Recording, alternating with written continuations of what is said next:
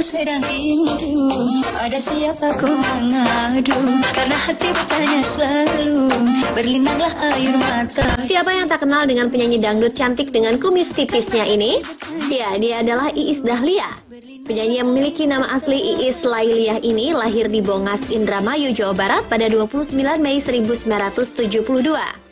Berkat lagu Tamu Tak Diundang, nama Iis Dahlia langsung meroket dan mensejajarkan dirinya dengan penyanyi dangdut kenamaan lainnya seperti Evi Tamala, Ikke Nurjanah, dan juga Cici Paramida.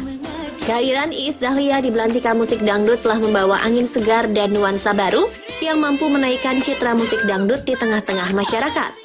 Seperti yang diketahui, saat itu musik dangdut dianggap sebagai musik kalangan kelas bawah.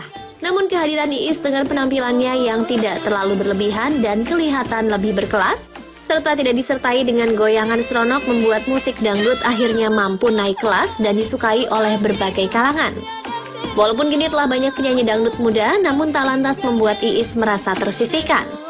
Bahkan Iis tetap percaya diri dengan merilis single terbarunya bertajuk Jomblo Senior yang merupakan ciptaan dari musisi beken Melly Goeslaw. Pemirsa, langsung saja Anda simak berbagai kisah menarik yang terjadi dalam kehidupan Iis Dahlia selama dirinya merintis karir sebagai penyanyi dangdut yang berhasil spotlight rangkum dalam Fakta dan Gosip Iis Dahlia berikut ini. Berlinanglah air mataku, ajarkan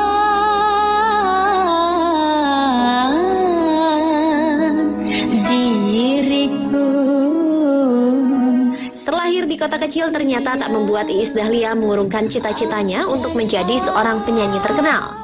Sadar akan bakat yang dimilikinya, Iis Dahlia pun berusaha sekeras tenaga untuk mewujudkannya. Dan seakan tak cukup dengan hanya tampil di panggung-panggung kecil di kampung halamannya, Iis pun mulai memberanikan diri untuk menambah pengalamannya dengan hijrah ke Bandung dan menimba ilmu vokal di HAPMI atau Himpunan Artis Penyanyi dan Musisi Indonesia yang sempat menelurkan satu penyanyi berbakat, Inka Christy. Setahun kemudian Iis mulai menaklukkan ibu kota Jakarta dan langsung berhasil menjadi penyanyi tetap di beberapa tempat hiburan di Jakarta, antara lain Taman Impian Jaya Ancol, Taman Ria Monas, serta Taman Mini Indonesia Indah. Langkah Iis saat merintis karirnya sebagai penyanyi dangdut terkenal pun sempat mendapatkan cobaan, setelah dirinya menjadi korban penipuan salah seorang yang tidak bertanggung jawab yang mengatakan dirinya dapat tampil di TVRI. Walaupun harus kehilangan sejumlah uang akibat tertipu, namun langkah Iis tak pernah surut. Kegigihannya pun berbuah manis karena akhirnya Iis dapat tampil di TVRI dengan menjadi bintang tamu di acara Lenong di tahun 1990. Penampilan Iis saat itu menjadi jalan pembukanya untuk menjadi penyanyi terkenal. Karena seusai tampil, Iis langsung mendapatkan kontrak rekaman sebanyak 8 album. Demi memuluskan jalannya, Iis memilih untuk menggunakan nama panggung Iis Dahlia.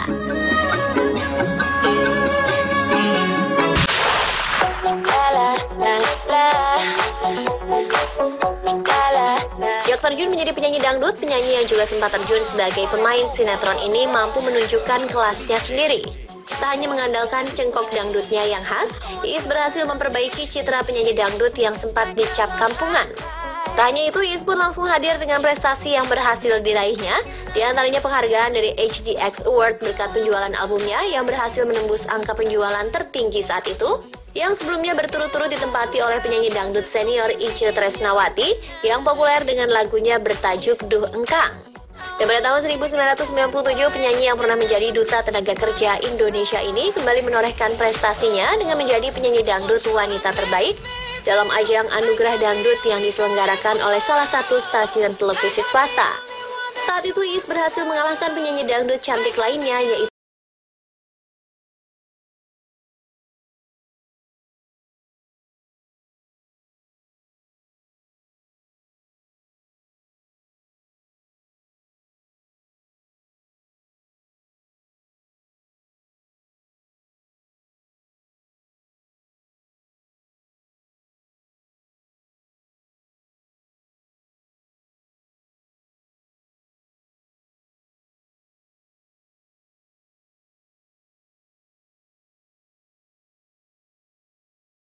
serta Yuni Sara yang tak lain adalah sahabatnya sendiri.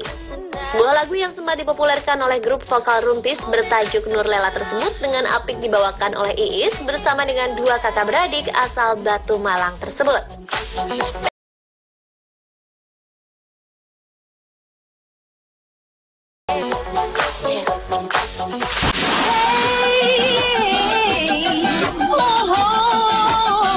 Kisah asmara Iis Dahlia bermula ketika dirinya justru tengah berada di puncak popularitasnya.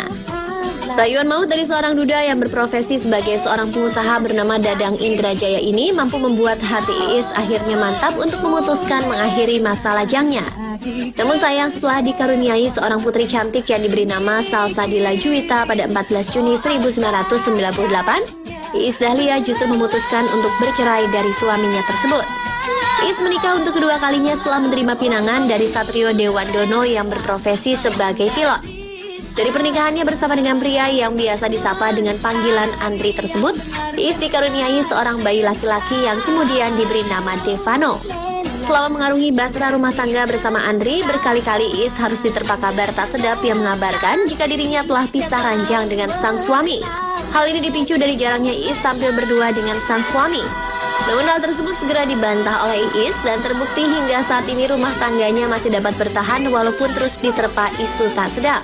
Bahkan kini Iis tampak memiliki kesibukan baru dengan mendampingi anak pertamanya Salsabila yang tengah terjun ke dunia tarik suara mengikuti jejak sang bunda.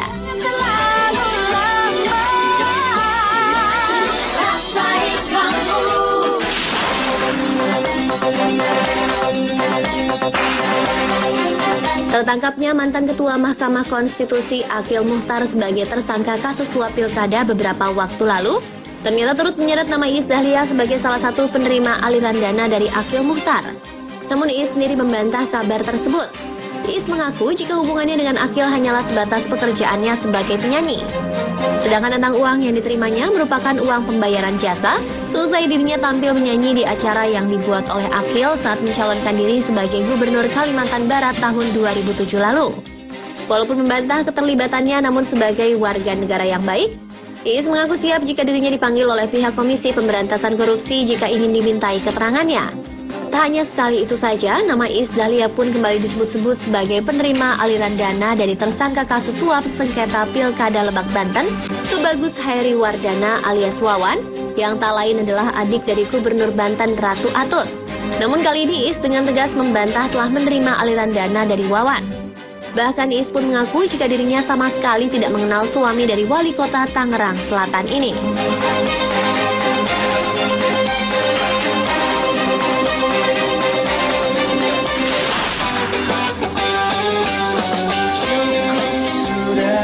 Iis Dahlia yang lahir pada 29 Mei 1972 ini memiliki zodiak Gemini.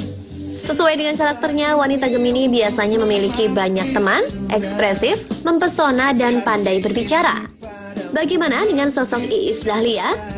Jika melihat hubungannya dengan beberapa rekan selebritis lainnya, bisa dibilang Iis Dahlia adalah seorang penyanyi dangdut yang memiliki banyak teman. Tidak hanya akrab dengan sesama penyanyi dangdut, Iis juga mampu memperluas pergaulannya dan berteman dengan rekan musisi dari genre lainnya, di antaranya KD dan Yuni Shara. Dan sebagai seorang Gemini sejati yang mudah mengekspresikan perasaannya, Iis Dahlia pun terlihat sangat ekspresif. Lihat saja bagaimana cerianya penyanyi berkumis tipis ini di setiap acara yang dihadirinya. Bahkan ekspresinya langsung terlihat dari cara berbicaranya yang sangat ceplas-ceplos. Sedangkan untuk masalah pesona, sosok Iis Dahlia tidak perlu diragukan lagi. Sejak terjun ke dunia tarik suara, Iis mampu mengubah citra penyanyi dangdut sehingga lebih berkelas. Dan di saat usianya tak muda lagi, Iis tetap mampu tampil mempesona dengan gaya berbusana yang apik dan penampilan wajahnya yang natural. Sementara kepandaian Iis berbicara sudah pasti tidak perlu diragukan lagi. Di berbagai kesempatan Iis selalu saja mampu mengimbangi lawan bicaranya dengan tutur kata yang membuat orang ingin mendengarkan ucapannya.